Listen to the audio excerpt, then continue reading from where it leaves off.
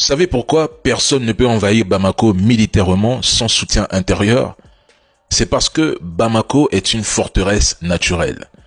La capitale est encerclée par les collines de Mandé, de Badalabougou, de Missabougou, de Sénou et de Calaban. Ces hauteurs offrent des points d'observation naturels, des positions idéales pour installer des défenses, des zones où l'armée peut stopper toute avancée ennemie avant même l'entrée en ville.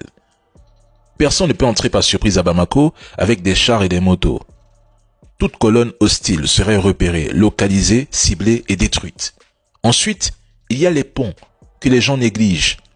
Ces ponts sont de véritables étranglements stratégiques. Bamako repose sur le fleuve Niger.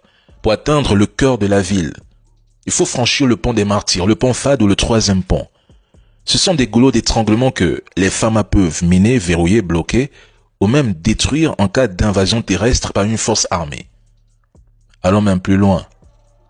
Bamako elle-même est un labyrinthe. Il y a des quartiers comme Calaban, Nyarela, Medina, Kourou et bien d'autres qui sont extrêmement complexes pour une force d'assaut de les envahir. L'armée malienne connaît chaque ruelle, l'assaillant non. Et parlons maintenant de Kati. Kati est quasi imprenable. Je la considère même comme une base militaire mais la plus stratégique du pays. Kati est située en hauteur. Kati domine toute la zone. Ses accès sont contrôlés du début à la fin. Il y a la colline de Kati, les routes militaires verrouillées, les zones où le simple déplacement suspect déclenche une intervention. Une attaque sur Bamako serait détectée à des dizaines de kilomètres. Mais il y a un dernier facteur, le plus sous-estimé par les trolls. Les Bamakois ne laisseront jamais les terreaux entrer dans leur capitale. La ville est politisée, farouchement anti-terreau, pro-FAMA et pro-AES.